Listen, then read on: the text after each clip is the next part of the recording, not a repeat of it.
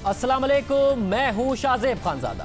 America और अफगान तालिबान के दरमियान होने वाले जिस अमन मुआहदे को 18 साल अफगान जंग के खात्मे और क़याम अमन की कोशिशों के लिए तारीखी करार दिया जा रहा था, बेहतर मुस्तकबिल और तरक्की की उम्मीदें जोड़ी जा रही थी, अफगानिस्तान के लिए नए दौर का आगाज समझा जा रहा था। दुनिया भर में उसे एक बड़ी पेशरफ्त के तौर पर देखा गया, मगर इस मुआहदे की स्याही खुश्क होने से पहले ही ये सब उम्मीदें दम तोड़ती महसूस हो रही हैं और अफगान सदर अशरफ गनी की जानिब से तालिबान कैदियों को रिहा न करने के बयान के बाद अमन मुआहदे पर सवालात उठना शुरू हो गए थे, क्योंकि तालिबान और अमेरिका के मुआहदे के अहम निकात के मुताबिक गैर मुल्की फौजों का इनखला और उसका टाइम फ्रेम तय होना था। तालिबान कैदियों और अफगान फौजियों की रिहाई होना थी, इंट्रा अफगान मुज़ाकरात का आगाज होना था, अफगान सरजमीन किसी दूसरे मुल्क के खिलाफ इस्तेमाल ना होने देने की शर्त शामिल थी। मगर इस मुआहदे के अगले ही दिन अफगान सदर ने बयान दिया कि उन्होंने तालिबान कैदियों की रिहाई का कोई वादा नहीं किया था, जबकि तालिबान का दावा है कि अमेरिका ने मुआहदे में कैदियों की रिहाई का दावा किया था, वादा किया था।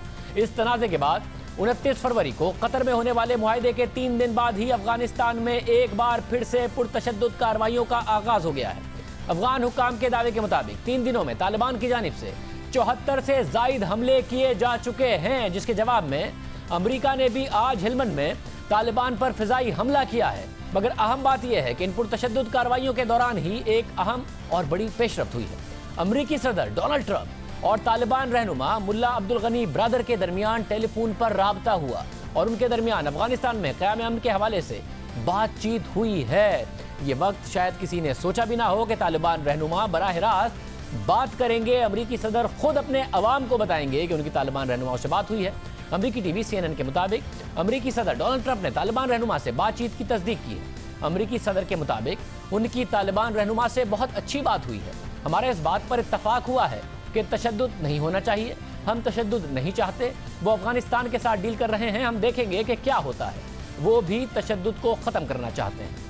अमेरिकी सदर और तालिबान रहनुमा के राब्ते से मुताल्लिक तालिबान तर्जुमान सुहेल शाहीन ने भी ट्वीट्स की, जिसके मुताबिक अमेरिकी सदर और तालिबान रहनुमा मुल्ला अब्दुल गनी ब्रदर ने तकरीबन आधे घंटे टेलीफोन पर बात की और कहा कि दोनों अफगानिस्तान में क़याम अमन के लिए पुरअज़म थे। तालिबान तर्जुमान के मुताबिक अमेरिकी सदर ने कहा कि वो अमेरिकी सेक्रेटरी खारजा माइक पोम्पियो से कहेंगे कि वो अफगान सदर अशरफ गनी से बात करें, ताकि अफगान हुकूमत और तालिबान के दरमियान होने वाले मुज़ाकरात मामूल के मुताबिक हो सकें। अहम बात यह है कि अमेरिकी सदर और तालिबान रहनुमा मुल्ला अब्दुल गनी ब्रदर की बातचीत के कुछ घंटे बाद ही तालिबान ने कुंदूज में अफगान फौज की चेक पोस्ट पर हमला कर दिया। अफगान हुकाम के मुताबिक इस हमले में 15 अफगान फौजी मारे गए। इसके अलावा अफगान तालिबान ने सूबा हेलमंद में भी अफगान फोर्सेस को निशाना बनाया, जिसे रोकने के लिए अमेरिकी फौज ने तालिबान पर फजाई हमला किया। इस हमले से मुतालिक अफगानिस्तान में अमेरिकी अफवाज के तर्जुमान ने ट्विटर पर तफसीलात बताई और उनका कहना था कि अमेरिका ने 4 मार्च को उन तालिबान जंगजुओं पर हेलमंद में फिजाई हमला किया जो अफगान फोर्सेस की पोस्ट पर हमला आवर हुए थे। ये हमले को रोकने के लिए एक दिफाई कार्रवाई थी। ये 11 दिन में तालिबान के खिलाफ हमारी पहली कार्रवाई थी। अमेरिकी फौज के तर्जुमान के मुताबिक 3 मार्च को ही तालिबान ने हेलमंद में अफगान अफवाज की चेक पोस्ट पर 43 हमले किए। तालिबान रहनुमाओं ने बैनुल-अक़वामी बिरादरी से वादा किया था कि वो तशद्दुद में कमी और हमलों में इजाफा नहीं करेंगे। हम तालिबान से मुतालबा करते हैं कि वो गैर ज़रूरी हमलों को रोकें और अपने वादों पर कायम रहें, जैसा कि हमने करके दिखाया है कि जब भी ज़रूरत होगी हम अपने इत्तेहादियों का दिफा करेंगे। अमन मुआहदे के बाद तालिबान और अमेरिका फिर आमने सामने आ गए हैं और इसकी वजह कैदियों को रिहा न करने के अफगान सदर के बयान को करार दिया जा रहा है, क्योंकि अमन मुआहदे के मुताबिक जेलों में कैद 5000 तालिबान और 1000 अफगान एहलकारों की तालिबान की कैद से रिहाई अमल में आना थी। इस हवाले से आज वज़ीर ख़ारजा शाह महमूद कुरैशी ने पार्लियामेंट में तफसीलात भी बताई। उनका कहना था कि इस मामले पर बहस हो रही है कि ये कैसे होगा, जिन लोगों ने एतमाद दिलाया था वही ये करेंगे। अब अहम बात यह है कि अफगानिस्तान में होने वाली पुरतशद्दुद कार्रवाइयों की वजह से 10 मार्च को होने वाले इंटर अफगान मुज़ाकरात पर भी सवालिया निशान लग गया है, क्योंकि मुआहदे के तहत दोनों तरफ के कैदियों की रिहाई इंटर अफगान मुज़ाकरात से पहले अमल में आना थी या इसके लिए इक़दामात उठाए जाना थे। मगर जो सूरत हाल है उसमें मुज़ाकरात मुश्किल में नज़र आ रहे हैं। वज़ीर ख़ारजा शाह महमूद कुरैशी साहब हमारे साथ मौजूद हैं। शाह साहब बहुत शुक्रिया। शाह साहब, ये जो अफगानिस्तान में सूरत हाल है, हमें याद है कतर के में डील से पहले और मामला से पहले भी आपसे बात हुई थी, तो हमने पूछा था कि जो इंटर अफगान डायलॉग है वो कैसे होगा। आपने कहा था मुश्किल है, मगर उम्मीद करते हैं कि वो भी आगे बढ़े। आपको लग रहा है उसमें मुश्किलात जो तवक्को थी उससे ज़्यादा आ रही हैं और इस वक्त जो नज़र आ रहा है कि कार्रवाइयों में तेज़ी आ गई है? शाहजेब, मुश्किलात पहले भी थी, अब भी हैं, لیکن اس کے باوجود میں یہ کہنے کی جسارت کر رہا ہوں کہ میں ابھی بھی پر امید ہوں اور مجھے لگتا ہے کہ یہ عمل آگے بڑھے گا. اور یہ میں اس لیے کہتا ہوں کہ اس کے علاوہ کوئی چارہ نہیں ہے. دنیا اس بات کو تسلیم کر چکی ہے اور افغان عوام بھی اس بات پر تقریباً متفق دکھائی دیتے ہیں. ہاں یقیناً ایک سیکشن ہے جو کل بھی اس عمل پر سوالیہ نشان انہوں نے لگا رکھا تھا، وہ افغانستان میں بھی ہے، وہ امریکہ میں بھی ہے، لیکن بالعموم جو ایک اکثریتی سوچ ہے وہ یہی ہے کہ ایک پولیٹیکل سیٹلمنٹ ہی ایک معقول راستہ ہے اور ایک نیگوشیٹڈ پولیٹیکل سیٹلمنٹ کی طرف ہمیں آگے بڑھنا ہے. میری اطلاع کے مطابق اس میں جو ہمیں تعطل دکھائی دے رہا تھا اس میں بھی مجھے اب ایک پیش رفت کی امید لگ رہی ہے اور میں نے سنا ہے کہ کچھ عمل آگے بڑھنا شروع ہو گیا ہے. اور شاہ صاحب ہم نے دیکھا ہے کہ ماضی میں جب امریکہ کا انخلا ہوا تو کس طریقے سے خانہ جنگی میں چلا گیا افغانستان، کس طریقے سے مختلف دھڑے آپس میں لڑنے لگے. آپ کو لگتا ہے اس دفعہ بھی اس بات کا اندیشہ ہے اب جو کاروائیاں ہوئی معاہدے کے فوراً بعد ہی؟ شاہزیب، اس چیز کو مد نظر رکھتے ہوئے، ماضی کے تجربات سے سیکھتے ہوئے ہماری یہی تجویز تھی کہ یہ جو انخلا ہے یہ ذمہ دارانہ ہونا چاہیے. اس لیے ہم نے ایک ریسپانسبل وڈرال کی بات کی ہے. وڈرال تو ہونا ہے اور آپ دیکھیں کہ وڈرال کو جو سٹیگر کیا گیا ہے کہ 135 دنوں میں ڈرا ڈاؤن ہوگا اور 8,600 تک جو ہے وہ لوگ رہ جائیں گے اور 5 جو ملٹری بیسز ہیں ان کو خالی کیا جائے گا اور بقیہ جو فورسز ہیں ان کا انخلا اگلے 9.5 مہینوں میں ہوگا اور یہ سارا عمل جو ہے یہ 14 مہینوں میں مکمل ہوگا. اور شاہ صاحب جب تک یہ معاملات طے نہیں ہوتے، انٹر افغان ڈائیلاگ جو ہے، اب نظر آ رہا ہے کہ امریکہ تو جانا چاہتا ہے، پھر ڈونلڈ ٹرمپ کا الیکشن بھی وہاں پر آئے گا تو انہیں شاید پرواہ کم ہو اس بات کی کہ افغانستان کے اندر کیا معاملات ہو رہے ہیں. اگر یہ معاملات ٹھیک نہیں ہوتے اور امریکہ پھر بھی انخلا کرتا ہے، وہاں پر الیکشن بھی آ رہا ہے ٹرمپ کا، تو آپ سمجھتے ہیں کہ اس وقت صورتحال اور زیادہ خراب ہو سکتی ہے، پاکستان کے لیے بھی نازک صورتحال بن سکتی ہے؟ دیکھیے، اس کو ہم ہرگز نہیں چاہیں گے کہ وہاں صورتحال مزید خراب ہو یا صورتحال بگڑے. اس کا فائدہ نہ افغانستان کو ہوگا، نہ پاکستان کو ہوگا، نہ اس خطے کو ہوگا. اور آپ دیکھیے کہ امریکہ کے ساتھ ساتھ اب یہ جو ایک فیصلہ ہوا کہ یہ جو پیس ایگریمنٹ ہوا ہے طالبان کے درمیان اور امریکہ کے درمیان، یہ سیکیورٹی کاؤنسل سے انڈورس کروایا جائے گا. اگر سیکیورٹی کاؤنسل اس کو انڈورس کرتی ہے، جس کی توقع ہے، تو پھر اس کو انٹرنیشنل ریکگنیشن مل جائے گی اور انٹرنیشنل سپورٹ مل جائے گی. تو یہ صرف کاغذ کا ٹکڑا 2 فریقوں کے درمیان نہیں رہے گا، اس کو ایک بین الاقوامی تائید اور اس کو انڈورسمنٹ بھی شامل ہو جائے گی.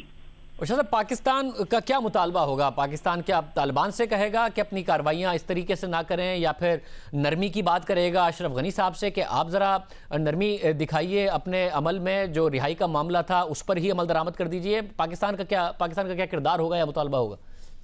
دیکھیے، پاکستان تو گزارش کر سکتا ہے، یہ افغانستان کا اندرونی معاملہ ہے اور ہمیں وہ بہت حساس ہیں، ہمیں اس کا بھی احساس ہے، ہم نے اس کا احترام بھی کرنا ہے.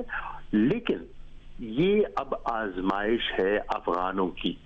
ایک سازگار ماحول جو بن رہا ہے اس کو مزید آگے بڑھانے میں کامیاب ہوتے ہیں اور ایک ہسٹورک اپرچونٹی جو ان کو مل رہی ہے اس کو ضائع کرتے ہیں یا اس کو سمیٹ لیتے ہیں. ہماری خواہش ہوگی اس کو سمیٹ لیں جس سے کہ وہاں امن ہو، استحکام ہو، خوشحالی ہو. ہم ایک افغان اونڈ، افغان لیڈ جو انیشیٹو ہے اس کے کل بھی خواہش مند تھے اور سپورٹر تھے، آج بھی ہیں.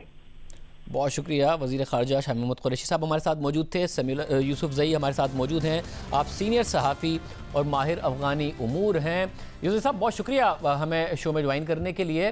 آپ بتائیے گا، آپ کو لگتا ہے کہ اس وقت جب امریکی صدر اور ملا برادر کی بات بھی ہو گئی ہو ایسے وقت میں، اور نظر آ رہا ہے کہ انتخابات سے پہلے کسی بھی صورت چاہتے ہیں ٹرمپ کہ اپنے عوام کو بتا سکے کہ ہم نے اپنی فورسز کا انخلا وہاں سے کر لیا ہے، چاہے اشرف غنی صاحب کی کوئی بھی خواہشات ہوں وہ مانی جائیں گی جب امریکہ اتنا ڈیسپریٹ ہو نکلنے کے لیے؟ دیکھیے ڈاکٹر اشرف غنی حکومت ہے، ایک حقیقت ہے، 3,50,000 ان کے افواج ہے. ابھی تک وہ چونکہ امریکہ کا سارا جو افغانستان کا جو فوجی بجٹ یا نیشنل بجٹ ہے اس کا زیادہ حصہ امریکہ دیتے تھے، تو انہوں نے کوئی خاص شور نہیں مچایا. لیکن اب جب آخر میں آ گیا تو انہوں نے کافی سختی دکھائی اور میرے خیال میں امریکہ کو مشکل صورتحال میں ڈال دیا ہے. اور امریکہ کا جو اندازہ تھا کہ وہ چونکہ اس سے پہلے انس حقانی جو کہ ایک بندہ تھا وہ امریکہ کی خواہش پر انہوں نے رہا کر دیا، ان کا یہ خیال تھا کہ دوبارہ اشرف غنی اسی طرح امریکہ کی بات مانیں گے. لیکن لگتا ہے اب ڈاکٹر اشرف غنی ڈٹ رہی ہے اور امریکہ کو یہ ڈر ہے کہ کہیں اشرف غنی بھی عراقی وزیر اعظم کی طرح کہ انہوں نے جب قاسم سلیمانی کو مارا گیا وہ انہوں نے امریکہ کو کہہ دیا کہ آپ بس نکل جائے، ہمیں آپ کی ضرورت نہیں، چاہے ہماری حکومت کے جو بھی ہو جائے. اب ڈر ہے کہ کہیں ڈاکٹر اشرف غنی اس حد تک نہ جائے، پھر اس سے اور بھی گمبھیر صورتحال بن سکتے ہیں. چونکہ اشرف غنی صاحب کا خیال ہے کہ اس وقت جو افغانستان میں 20 سالوں میں جو پروگرس ہوا، جو ہیومن رائٹس ہو گئی کہ پروگرس ہو گئی، خواتین کی تعلیم ہو گئی، ان کا خیال ہے کہ یہ ساری کچھ ڈیریل نہ ہو جائے، واپس نہ چلے جائے. تو وہ چاہتا ہے کہ اپنے خود کو ان جو پیش رفت ہو گئی ہے انسانی ترقی کے، اس کی ڈیپینڈر کے طور پر اپنے خود کو ثابت کر سکے. لیکن اس کے علاوہ طالبان کا سب سے بڑا مسئلہ یہ ہے کہ وہ ایک زبردست پولیٹیکل فورس تو ہے لیکن پولیٹیکلی ان کے پاس کوئی میچورٹی نہیں ہے. بس ایک ہی پوائنٹ سے لگ جاتا ہے، پھر اس میں لچک چیز کا کوئی چیز نہیں دکھا رہا ہے. میرے خیال میں بلاخر افغان حکومت کہہ رہے کہ ہم قیدیوں کی رہائی کے لیے تیار ہیں، لیکن قیدیوں کی رہائی کے لیے تو ہم سے بات کرنا پڑے گا. جیل کی لسٹیں ہمارے پاس ہے، جو قیدیوں کے بایو میٹرک ہے وہ ہمارے پاس ہے. اگر ان کو رہا کرنا ہے، ان کا ڈیٹ اور ریکارڈ رکھنا ہے تو ظاہر بات ہے ان کے ساتھ تو بلاخر بات کریں گے. لیکن طالبان کبھی وہ نرم ہو جاتا ہے پھر دوبارہ سخت ہو جاتا ہے. تو مجھے ڈر ہے کہ کہیں طالبان کا جو پولیٹیکلی جو ان کا جو میچور نہیں ہے، کہیں ایسا نہ ہو کہ اتنی اچھی اپرچونٹی کو وہ ضائع کر سکے. یہ سب ماضی میں بھی ایسا ہوا کہ امریکہ کا انخلا ہوا اور ایک خانہ جنگی نظر آئی اور ظاہر ہے جس کی کاسٹ افغان عوام نے ادا کی. آپ کو لگتا ہے کہ خدا نخواستہ اب جو معاملات چل رہے ہیں افغانستان خانہ جنگی کی طرف بھی جا سکتا ہے، یا طالبان نے بھی سیکھا ہے، افغان حکومت کو بھی ماضی کا پتہ ہے، سب نے سیکھا ہے، تو ایک اسٹرانگ فوٹنگ پر اس وقت انخلا کرنے جا رہا ہے امریکہ، کم از کم خانہ جنگی کی طرف صورتحال نہیں جائے گی؟ میرے خیال میں مجھے تو ڈر ہے کہ کہیں دوبارہ وہ ماضی کی کسی دوبارہ نہ دہرائے جائے، اس لیے کہ طالبان شاید وہ ابھی بھی چاہتے ہیں کہ افغانستان کے جو 30 ملین لوگ ہیں وہ بالکل 30,000 طالبان کی طرح زندگی گزارے، ان کی طرح داڑھی رکھے، ان طرح کے لباس رکھے. ظاہری بات ہے یہ 21 سینچری ہے. وہ طالبان نے جو کابل پہ حکومت کیا تھا اس وقت تو افغانستان ایک کنڈراٹ تھا، نہ ٹیکنالوجی تھی نہ سوشل میڈیا تھا. اب وہ کیسے یہ سوچ سکتے ہیں کہ وہ دوبارہ اسی طرح افغانوں کو کنٹرول کریں گے، افغانوں کو اوپر حکومت کریں گے.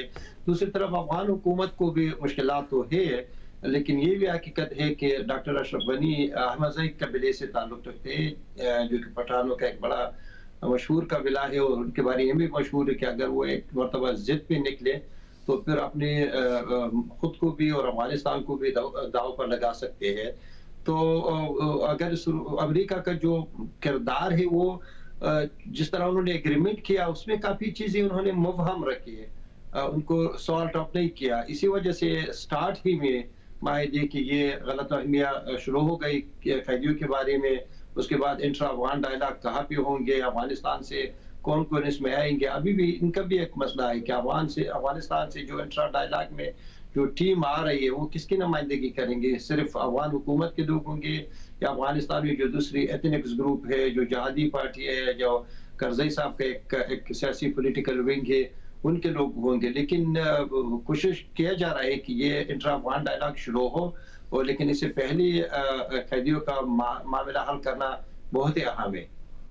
بہت شکریہ زئی صاحب ہمارے ساتھ موجود تھے، گفتگو آپ نے سنی۔ صورتحال اس وقت بھی گھمبیر ہے، اچھی ڈیولپمنٹس ہوئی تھی مگر اس کے بعد صورتحال خراب ہوتی نظر آئی ہے۔ پروگرام میں آگے بڑھتے ہیں۔ وزیر اعظم عمران خان یہ سمجھتے تھے اور عوام کو بھی بتاتے تھے کہ جب تحریک انصاف کی حکومت آئے گی لوگ ٹیکس دیں گے، ایماندار حکومت آئے گی تو لوگ اور زیادہ ٹیکس دیں گے۔ اب تحریک انصاف کی حکومت آ گئی ہے مگر صورتحال الٹ دکھائی دے رہی ہے، ٹیکس وصولی کم ہو رہی ہے، بڑا ٹیکس شارٹ فال ہے، پچھلے سال کے مقابلے میں ٹیکس میں اضافہ ضرور ہوا ہے مگر ٹارگٹ پورے نہیں ہو رہے ہیں۔ ایف بی آر جس نے ٹیکس جمع کرنا ہے وہ غیر یقینی کی کیفیت کا شکار ہے۔ چیئرمین ایف بی آر شبر زیدی طویل چھٹیوں پر ہیں، ان کی واپسی کے امکانات کم ہیں، ان کی جگہ جو قائم مقام چیئرپرسن ہیں انہیں پتہ نہیں ہے کہ ان کے پاس کب تک چارج رہے گا۔ خود وزیر اعظم عمران خان نے ٹیکس وصولی کے حوالے سے پریشانی ہے اس وقت نظر آ رہی ہے، اس حوالے سے انہوں نے ایک بڑا فیصلہ بھی لیا تھا مگر ان کے فیصلے کو انہی کی کابینہ کے ایک رکن کی طرف سے مخالفت کا سامنا ہے۔ مگر پوری صورتحال میں ٹیکس وصولی متاثر ہو رہی ہے۔ اس حوالے سے دی نیوز میں انصار عباسی کی خبر شائع ہوئی ہے جس کے مطابق وزیر اعظم عمران خان ملک کی معاشی حالت بہتر بنانے کے لیے اپنی معاشی ٹیم میں نئے افراد کی شمولیت چاہتے ہیں۔ یہ بات اب طے ہو چکی ہے کہ شبر زیدی اب واپس نہیں آئیں گے۔ وزیر اعظم عمران خان نے ہارون اختر کو معاون خصوصی برائے ریونیو بنانے کی پیشکش کی ہے مگر وفاقی کابینہ کے ایک اہم رکن اس فیصلے سے خوش نہیں ہے، وزیر اعظم کے فیصلے سے خوش نہیں ہے۔ خبر کے مطابق گزشتہ ماہ وزیر اعظم عمران خان نے ہارون اختر کے ساتھ 2 ملاقاتیں کی اور وزیر اعظم ان سے بہت متاثر ہوئے۔ پہلے وزیر اعظم عمران خان نے ہارون اختر کے ساتھ 1 on 1 میٹنگ کی، پھر اس میں دیگر کابینہ اراکین بھی شامل ہو گئے۔ پھر اس کے کچھ دنوں کے بعد وزیر اعظم نے ہارون اختر کو پھر سے بلایا اور ان کی اپنی پوری معاشی ٹیم سے ملاقات بھی کرائی۔ خبر کے مطابق وزیر اعظم نے ہارون اختر کو اپنی ٹیم میں شامل ہونے کی پیشکش کی اور انہیں ریونیو کے معاملات دیکھنے کو کہا کیونکہ وزیر اعظم عمران خان ٹیکس وصولی کے اعداد و شمار سے مطمئن نہیں ہیں۔ تحریک انصاف کی حکومت کے پہلے سال میں ٹیکس وصولی میں منفی گروتھ ہوئی تھی اور اس سال ٹیکس وصولی میں 16% کا اضافہ تو ہوا ہے مگر ٹیکس وصولی ہدف سے بہت کم ہے۔ اس لیے وزیر اعظم عمران خان چاہتے ہیں کہ معاشی ٹیم میں تبدیلی لائی جائے مگر وزیر اعظم کی ہارون اختر کو پیشکش پر عمل نہیں ہو سکا۔ کئی لوگوں کو پتہ نہیں ہے کہ اچانک ہوا کیا ہے اور سوال یہ اٹھ رہا ہے کہ کہیں وزیر اعظم عمران خان نے اپنا ذہن تو تبدیل نہیں کر لیا۔ خبر کے مطابق ذرائع نے بتایا کہ کابینہ کے رکن ہارون اختر کو چیئرمین ایف بی آر بنانے کو تو تیار ہیں مگر وہ کابینہ کے رکن جو مخالفت کر رہے ہیں وہ ریونیو کی وزارت ہارون اختر کو دینے کو تیار نہیں ہے کیونکہ وہ اپنا اختیار کسی دوسرے کو نہیں دینا چاہتے مگر Haroon Akhtar chairman F B R بننے کو تیار نہیں ہے۔ اس لحاظ سے اگلے چیئرمین ایف بی آر کون ہوگا یہ وزیر اعظم کے لیے چیلنج ہوگا۔ وفاقی کابینہ کے اہم رکن نے ہارون اختر کی تقرری پر اعتراض کیا ہے۔ اس سے پہلے بھی گزشتہ سال 8 جولائی کو وزیر اعظم عمران خان نے حماد اظہر کو وفاقی وزیر بنایا اور انہیں ریونیو کا چارج دیا تو ایک دن میں ہی ان سے ریونیو کی وزارت واپس لے لی۔ وزیر اعظم کو اپنا فیصلہ واپس لینا پڑا اور انہیں اکنامک افیئرز کی وزارت دینی پڑی۔ اس وقت بھی یہ خبریں سامنے آئی تھی کہ مشیر خزانہ ڈاکٹر حفیظ شیخ نے حماد اظہر کو ریونیو کی وزارت دینے پر اعتراض کیا تھا جس کی وجہ سے وزیر اعظم نے چند ہی گھنٹوں میں اپنا فیصلہ تبدیل کر دیا تھا۔ آج شائع ہونے والی خبر کے مطابق وزیر اعظم ہاؤس کے ذرائع نے تصدیق کی ہے کہ شبر زیدی نے وزیر اعظم کو زبانی طور پر بتا دیا ہے کہ وہ واپس نہیں آئیں گے۔ شبر زیدی کا متبادل تلاش نہ کرنے کی وجہ سے ایف بی آر کو بڑے ٹیکس شارٹ فال کا سامنا ہے۔ رواں مالی سال کے پہلے 8 ماہ میں 325 ارب روپے کا ٹیکس شارٹ فال سامنے آیا۔ اس حوالے سے دی نیوز کے مہتاب حیدر نے اپنی خبر میں لکھا کہ ہارون اختر کی تقرری پر اعتراض کرنے والے کابینہ کے رکن چاہتے ہیں کہ چیئرمین ایف بی آر کی تقرری سے پہلے ان سے مشاورت کی جائے تاکہ ایسے شخص کا انتخاب کیا جائے جو ڈیلیور کر سکے۔ خبر کے مطابق 8 مہینے میں یعنی جولائی سے فروری تک ایف بی آر کو 3039 ارب روپے جمع کرنے تھے مگر ایف بی آر 2714 ارب روپے جمع کر سکا یعنی 325 ارب روپے کا شارٹ فال ہے اور ہر گزرتے مہینے کے ساتھ اس میں اضافہ ہو رہا ہے۔ اگر یہی صورتحال رہی تو ٹیکس شارٹ فال 700 ارب روپے تک پہنچ جائے گا جو بہت بڑا شارٹ فال ہوگا۔ خبر کے مطابق ایف بی آر اور ٹیکس وصولی حکومت کے لیے مسلسل درد سر بنی ہوئی ہے۔ ٹیکس نیٹ بڑھنے کے بجائے کم ہو رہا ہے۔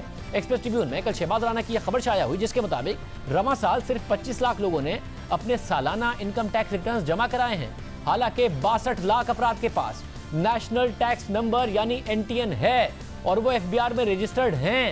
یہ تعداد گزشتہ سال کے مقابلے میں 11% کم ہے یعنی گزشتہ سال 27 لاکھ افراد نے انکم ٹیکس ریٹرنز جمع کرائے تھے۔ اب اہم بات یہ ہے کہ حکومت سے بڑی رعایت لینے کے باوجود تاجر ٹیکس نیٹ میں شامل نہیں ہوئے۔ انکم ٹیکس دینے والے تاجروں کی تعداد میں بھی کمی آئی ہے۔ خبر کے مطابق گزشتہ سال 4,15,624 تاجروں نے ٹیکس ریٹرنز جمع کرائے تھے مگر اس سال 3,99,534 تاجروں نے ریٹرنز جمع کرائے ہیں یعنی 16,000 تاجروں نے اس سال ٹیکس ریٹرنز جمع نہیں کرائے ہیں۔ تعداد یہ بھی کم ہو گئی۔ تشویشناک صورتحال بنتی نظر آ رہی ہے۔ وزیر اعظم عمران خان ماضی میں یہ کہا کرتے تھے کہ جب تک لوگوں کا حکومت پر اعتماد نہیں ہوگا وہ ٹیکس نہیں دیں گے۔ کرپٹ ہیں اور ملک کے پرائم منسٹر ہیں, لوگ ٹیکس نہیں دیں گے. ساری جتنی بھی ریسرچ ہے ٹیکس اکٹھے کرنے کی وہ یہ ہے کہ اگر قوم ٹیکس نہیں دینا چاہتی اب ٹیکس نہیں اکٹھا کر سکتے. اسکینڈینیویا کے لوگوں کو کوئی ان کو خاص خوف نہیں دینا پڑتا, وہاں ان کو اعتماد ہے کہ ان کا ٹیکس کا پیسہ ان پہ خرچ ہوگا. اور پھر گزشتہ سال مئی میں وزیر اعظم عمران خان نے شبر زیدی کی تعیناتی کا اعلان کیا تھا, تو اس وقت انہوں نے کہا تھا کہ 8,000 ارب روپے آسانی سے جمع کیے جا سکتے ہیں. ہمارا یہ سال مشکل گزرنا تھا کیونکہ اس کے اندر آتے ساتھ ہی کوئی بھی اداروں کو اتنا نہیں ایک دم ٹھیک کر سکتا کہ ایک دم اتنا بڑا ڈیفیسٹ اور وہ پروفٹ میں چلا جائے, یہ نہیں ہو سکتا. لیکن میں آپ کو یہ بتا دوں کہ ہمیں جو ہم اب چینجز کر رہے ہیں, اب ہم انشاءاللہ آج اب نیا ایف بی آر کا ہم چیئرمین اناؤنس کر رہے ہیں, اس کے نیچے ایک پورا شبر زیدی کو, اور تو جو اب ہم پلان لے کے آ رہے ہیں, میرے خیال میں کہ پاکستان میں 8 ٹریلین روپیہ اکٹھا کرنا مشکل نہیں ہے. 8,000 ارب کی بات کی تھی, حکومت کے لیے ٹارگٹ پورا کرنا مشکل ہو گیا ہے. 5,000 ارب روپے جمع کرنا مشکل ہو گیا ہے, اور شبر زیدی صاحب کے ساتھ یہ کرنا تھا, وہ چلے گئے ہیں. مستقل ایف بی آر کا چیئرمین نہیں ہے, جسے وزیر اعظم ریونیو کی وزارت میں لانا چاہتے ہیں اس سے دوسرے وزیر مطمئن نہیں ہیں. اس وقت ایک عجیب صورتحال نظر آ رہی ہے. ہمارے ساتھ مہتاب حیدر صاحب موجود ہیں. مہتاب صاحب بہت شکریہ, آپ کی اسٹوری کے مندرجات بھی ہم نے عوام کو بتائے ہیں. کیا اس وقت معاملہ ایف بی آر میں ہو رہا ہے, شارٹ فال ہے, اور نظر آ رہا ہے کہ بہت اس وقت بے چینی ہے؟ دیکھیں, جب اس سے پہلے عماد اظہر صاحب کو جو منسٹر بنایا گیا تھا ریونیو افیئرز کا, تو اس ٹائم جو ہے ان سے ودن 24 آورز وہ پورٹ فولیو جو ہے وہ واپس لے لیا گیا تھا.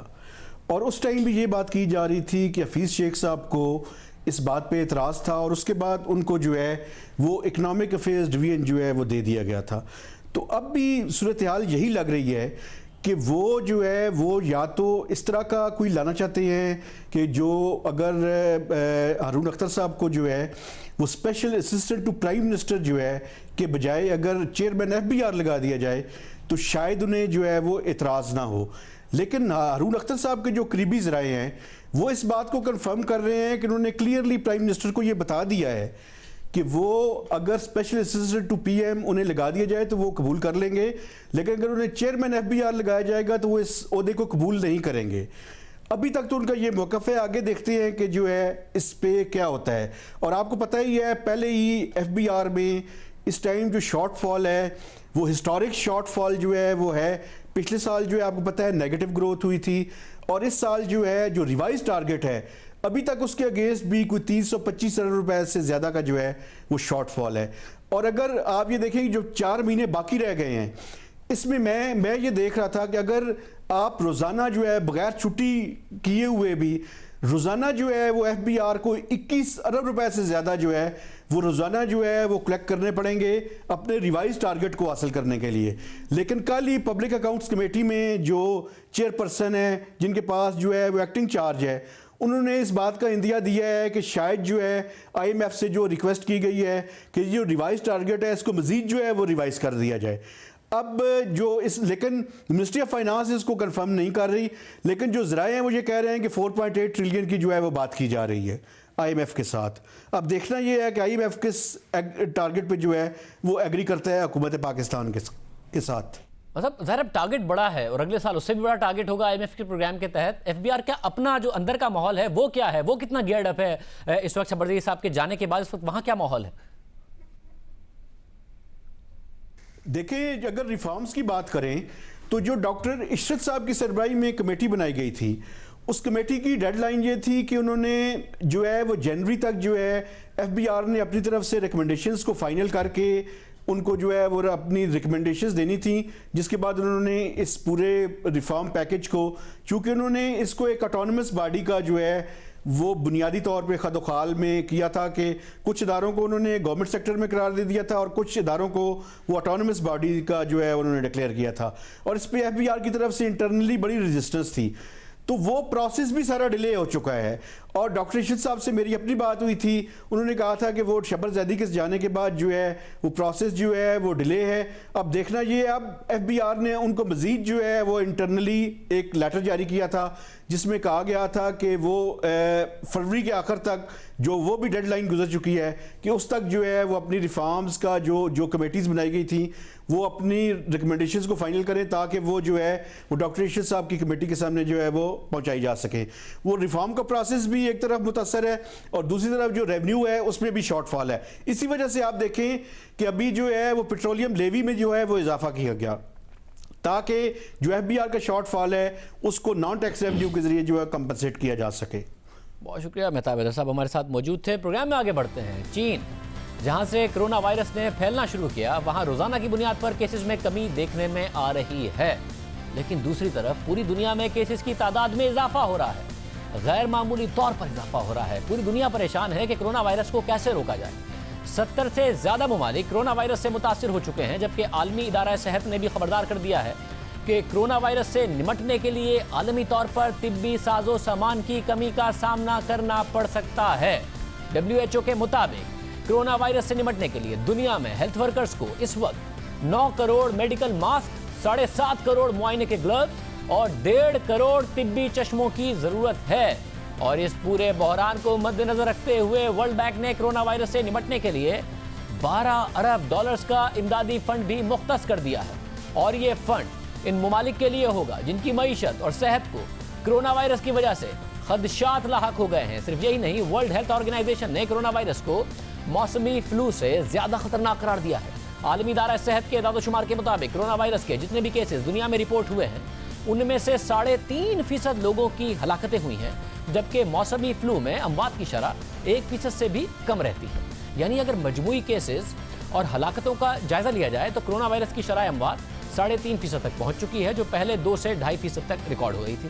یعنی صحت سے متعلق جو سب سے بڑا چیلنج اس وقت دنیا کو لاحق ہے وہ کرونا وائرس کی روک تھام کا ہے. افسوسناک بات یہ ہے کہ اب تک کرونا وائرس سے 3200 سے زائد ہلاکتیں ہو چکی ہیں اور 92,000 سے زیادہ لوگ متاثر ہو چکے ہیں. چین کی صورتحال یہ ہے کہ وہاں 80,000 سے زائد کیسز رپورٹ ہو چکے ہیں. 3,000 کے قریب لوگ کرونا وائرس سے وہاں ہلاک ہو چکے ہیں. چین کے بعد زیادہ ہلاکتیں ایران میں دیکھنے میں آ رہی ہیں. ایران میں اس وقت بہت بری صورتحال ہے.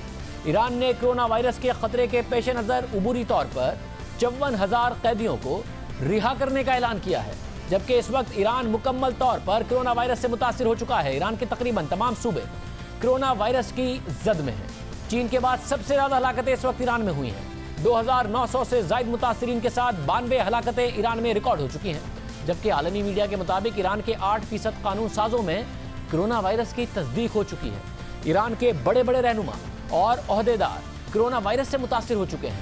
ایران کے تقریباً 23 اراکین پارلیمنٹ کرونا وائرس کی زد میں آ چکے ہیں, جبکہ ایران کے سپریم لیڈر آیت اللہ خامنائی کے مشیر میر محمدی کی بھی کرونا وائرس سے ہلاکت کی خبریں سامنے آئی تھیں. صرف یہی نہیں, عالمی ادارہ صحت کے سٹاف ممبر بھی ایران میں کرونا وائرس کی زد میں آ گئے تھے. اس وقت ایران کو طبی ساز و سامان کی کمی کا سامنا ہے. خود ورلڈ ہیلتھ آرگنائزیشن کے مطابق کرونا وائرس سے نمٹنے کے لیے اس وقت جو سب سے ضرورت مند ملک ہے وہ ایران ہے.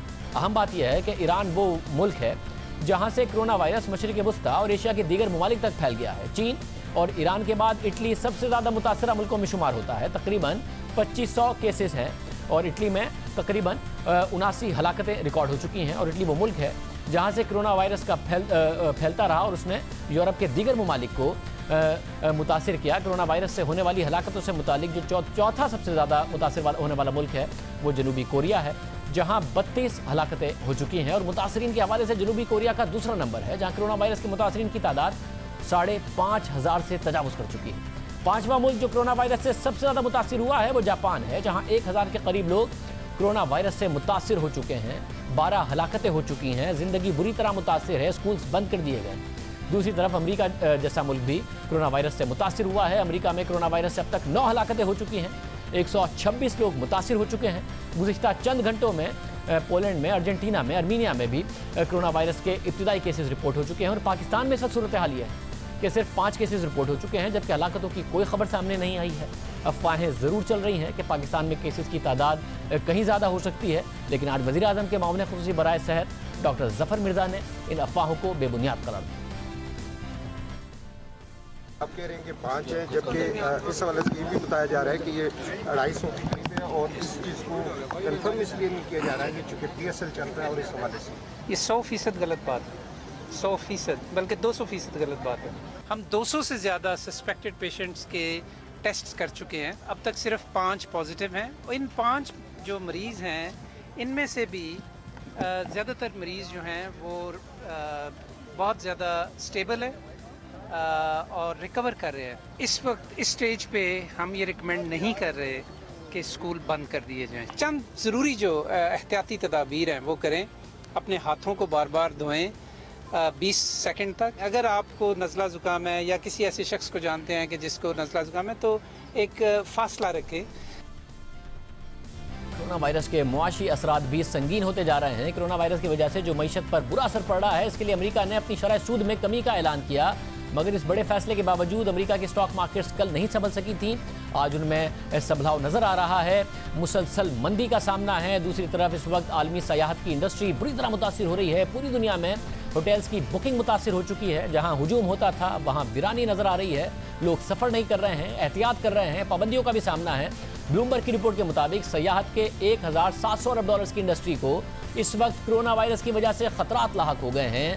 جو ایئر لائن انڈسٹری ہے اس کے لیے کہا جا رہا ہے کہ $30 ارب تک کا نقصان ہوگا۔ فلائٹ سستی کر دی گئی ہیں، پھر بھی نہیں فلائی کر پا رہی ہیں۔ بڑی بڑی ایئر لائنز نے چین ہو، ایران ہو، اٹلی جیسے ممالک کی فلائٹس اپنی منسوخ کر دی ہیں۔ اس وقت بین الاقوامی طور پر صورتحال بہت سنگین نظر آ رہی ہے۔ پروگرام میں آگے بڑھتے ہیں۔ سابق وزیر اعظم نواز شریف کی وطن واپسی اور علاج کے معاملے پر نون لیگ اور حکومت میں تناؤ بڑھتا جا رہا ہے۔ الزام تراشیوں، بیان بازیوں میں شدت آ رہی ہے۔ نواز شریف کو بیرون ملک بھیجنے کی اجازت دینے کے بعد اب خود وزیر اعظم اور ان کے وزراء ان کی بیماری پر اور اپنی حکومت کے ہی میڈیکل بورڈ کی رپورٹس پر جعل سازی کا الزام لگا رہے ہیں، تحقیقات کا مطالبہ کر رہے ہیں۔ پنجاب حکومت اسی بورڈ کو ڈیفینڈ کر رہی ہے، وفاقی وزراء اسی بورڈ پر جعل سازی کا الزام لگا رہے ہیں۔ حکومت نے نواز شریف کی نامکمل میڈیکل رپورٹس کی بنیاد پر ضمانت کی۔ منسوخی کے بعد نواز شریف کو ڈیپورٹ کرانے کے لیے برطانوی حکومت کو خط بھی لکھ دیا ہے، مگر نون لیگ واضح کر چکی ہے کہ حکومت جتنا چاہے خط لکھ لے، نواز شریف برطانوی ڈاکٹرز کی اجازت اور علاج مکمل کرائے بغیر واپس نہیں آئیں گے۔ نون لیگ کا الزام ہے کہ حکومت نواز شریف کی صحت پر سیاست کر رہی ہے۔ نون لیگ کے رہنما مصدق ملک نے آج نیوز کانفرنس میں برطانیہ کے ان اسپتالوں کی تفصیلات بتائی جہاں سے نواز شریف کا علاج کرایا گیا۔ نواز شریف صاحب کی صحت کے حوالے سے حکومت جو کچھ اس وقت کہہ رہی ہے وہ سیاسی بیان بازی ہے اور غلط بیانی پہ مبنی ہے۔ یہ فیصلہ کہ انہیں باہر جانا ہے یا نہیں جانا ہے، یہ کس نے کیا؟ کابینہ نے کیا۔ پھر ہمیں کہا گیا کہ بھئی آپ وہاں پر گئے، آپ نے ابھی تک علاج نہیں کروایا۔ گائز اینڈ سینٹ تھامسز ہسپتال میں اپنا علاج کروا چکے ہیں، اپنا ڈائگنوسس کروا چکے ہیں، رائل برامپٹن ہسپتال میں کروا چکے ہیں، لنڈن برج ہاسپٹل میں کروا چکے ہیں، university college London hospital UCL hospital میں کروا چکے ہیں، ہیمر سمتھ ہاسپٹل میں کروا چکے ہیں۔ حکومت پر الزام لگ رہا ہے کہ اس نے ڈیل کر کے نواز شریف کو باہر بھیجا ہے، اور گزشتہ روز چیئرمین پیپلز پارٹی بلاول بھٹو زرداری کا کہنا تھا کہ اگر نواز شریف مجرم تھے تو انہیں کیوں باہر بھیجا گیا؟ عمران خان نے خود میاں محمد نواز شریف صاحب کو لندن بھیجا تھا۔ اب وہ جھوٹ نہ بولے قوم کے سامنے، رونا مت روئے۔ آپ کیسے کہہ سکتے ہو کہ یہ مجرم ہیں؟ اگر آپ سمجھتے تھے مجرم ہے تو کیوں بھاگنے دیا؟ آپ اپنے مفاد کے لیے، اپنے حکومت بچانے کے لیے NRO کر کے باہر بھیج سکتے ہو، اور اب یہ ڈرامہ بازی نہیں چلے گا۔ حکومت نواز شریف پر الزام لگا رہی ہے کہ وہ علاج کرانے گئے تھے، عدالتی فیصلے کے تحت گئے تھے اور علاج وہاں نہیں کرا رہے ہیں، اس لیے انہیں واپس لانے کی کارروائی شروع کی جا رہی ہے۔ برطانوی قوانین کے تحت یہ ممکن نہیں ہو پائے گا کہ انہیں فوری طور پر واپس لایا جا سکے، یعنی کہ جنگ اس وقت سیاسی بیانیے کی ہے، پولیٹیکل نیریٹو کی ہے، جو حکومت نواز شریف کے خلاف بیانانے کی کوشش کر رہی ہے اور نون لیگ اس کا دفاع کر رہی ہے، مگر کامیاب کون ہو رہا ہے؟ سینئر صحافی تجزیہ کار مجیب الرحمان شامی صاحب ہمارے ساتھ موجود ہیں۔ شامی صاحب بہت شکریہ۔ شامی صاحب، یہ جو دونوں ایک دوسرے کے خلاف ظاہر بیانیہ بنا رہے ہیں، یہ کہہ رہے ہیں حکومت کہ وہ واپس ہی نہیں آنا چاہتے، وہ کہہ رہے ہیں پہلے بھی آئے تھے اب بھی آ جائیں گے، علاج کرا کر آئیں گے۔ کون کامیاب ہو رہا ہے اس وقت اپنے اپنے ووٹر سپورٹر کو اور عوام کو بتانے میں کہ کون غلط ہے کون صحیح؟ دیکھیے، گورنمنٹ جو ہے وہ اپوزیشن کو الجھانے میں ضرور کامیاب ہو رہی ہے۔ یعنی نواز شریف صاحب کی صحت کے حوالے سے اور ان کے معاملات کے حوالے سے اس میں انہوں نے مسلم لیگ نون کو الجھا دیا ہے۔ اب وہ ایک دفاعی جنگ لڑ رہی ہے وہ، اور جب معاملات جو ہیں سامنے آئیں گے، عدالت تک بات پہنچے گی، تو اس وقت پتہ چلے گا کہ کون کہاں کھڑا ہے اور کس طریقے سے نواز شریف صاحب جو ہیں ان کی صحت کا معاملہ ہے اور ان کا علاج کس طریقے سے ہونا ہے۔ فی الحال تو حکومت جو ہے اس نے مسلم لیگ نون کو ایک پیچھے دھکیلا ہے، ایک دفاعی جنگ پر مجبور کر دیا ہے۔ مطلب اور اس بنیاد پر آپ کو لگتا ہے جو دباؤ اچانک حکومت پر آیا، تیزی سے ضمانتیں ہوئیں، عدالت نے جس قسم کے ریمارکس دیے ضمانت میں، نیب کے حوالے سے جو باتیں کیں، اور اس کے بعد خود حکومتی وزراء کہتے نظر آئے کہ جی ہاں ہمارا جو احتساب کا بیانیہ تھا وہ ناکام ہو گیا ہے، احتساب کو انتقام کی باتیں ہونے لگیں، تو ایسے وقت میں یہ اچانک ایک بیانیہ حکومت کو فائدہ دے گا اپنے ووٹر سپورٹر کی نظر میں جو نواز شریف کے خلاف بنا رہے ہوں؟ دیکھیے یہ جو حکومت ہے جب سے برسر اقتدار آئی ہے، یہ اپوزیشن پر اٹیک کرنے میں اپنی زندگی سمجھتی ہے۔ اگرچہ بہت سے لوگوں نے یہ مشورہ دیا کہ اسے اپنی مثبت کارکردگی کی طرف توجہ دینی چاہیے، لیکن وہ اس کی قائل نہیں ہو پائی۔ میرا خیال اس کے جو ذمہ داران ہیں وہ سمجھتے ہیں کہ ہمیں اپوزیشن جو ہے اس کو رگیدنا چاہیے، اس پر حملے کرتے رہنا چاہیے، خواہ وہ جو کچھ بھی اس کے لیے ان کو پاپڑ بیلنے پڑیں، جتنی بھی کہانیاں گھڑنی پڑیں یا مفروضے جو ہیں بنانے پڑیں، اپوزیشن پر ان کی یلغار جاری رہنی چاہیے۔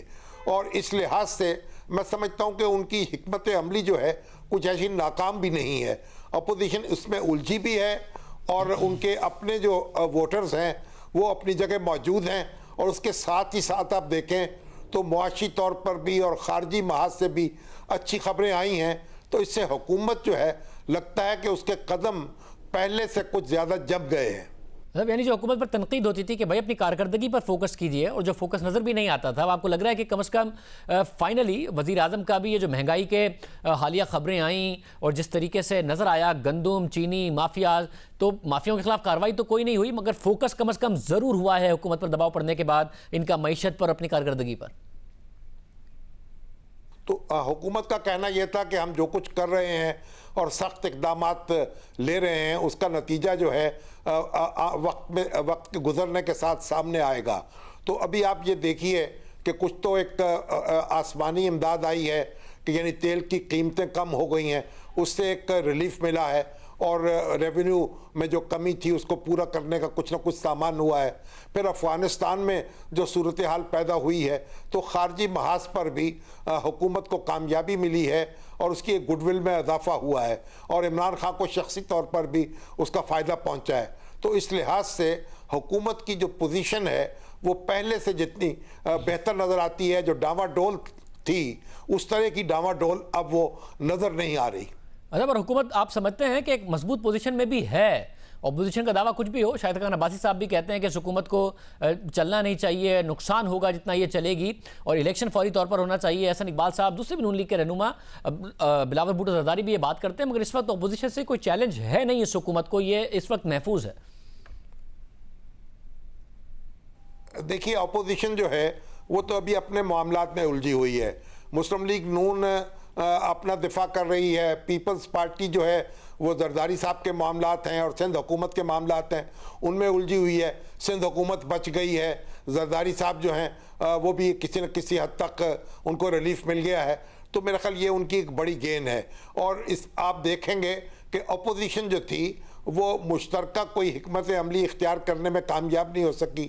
مولانا فضل الرحمان کا جو مارچ ہوا وہ بہت جلد بازی میں ہوا، اور مولانا جو تھے وہ کسی کے قابو میں نہیں آتے تھے، لیکن بالآخر اس سے اپوزیشن کو کوئی فائدہ نہیں ہوا، اور مولانا کا جو روب داب تھا وہ بھی اس میں بہت کمی آ گئی۔ اور اب اس وقت جو پیپلز پارٹی ہے اور مسلم لیگ نون ہے وہ اپنے اپنے گھوڑے دوڑاتی ہوئی نظر آتی ہیں۔ بلاول بھٹو صاحب کی تقریر سے سنیں اور مسلم لیگ نون کے بیانیوں کو دیکھیں تو کوئی یعنی ایسا نہیں لگ رہا کہ کوئی مشترکہ لاہے عمل جو ہے وہ ترتیب دیا جا سکتا ہے یا دینے کی کسی کو فکر ہے۔ یہ ایک تھوڑی سی فاصلے پیدا ہو گئے ہیں ایک دوسرے کے درمیان۔ بہت شکریہ مجیب الرحمان شامی صاحب ہمارے ساتھ موجود تھے۔ پروگرام میں ایک بریک شامل کریں گے اور پھر بات کریں گے تفصیل سے ایک ایسے ایشو پر جو سوشل میڈیا پر مسلسل بحث ہو رہی ہے، ایک ایسا تنازعہ جو افسوسناک بھی ہے اور جس پر بحث بھی ہو رہی ہے، لوگ جس کے خلاف بھی بول رہے ہیں۔ تفصیل سے بات کریں گے۔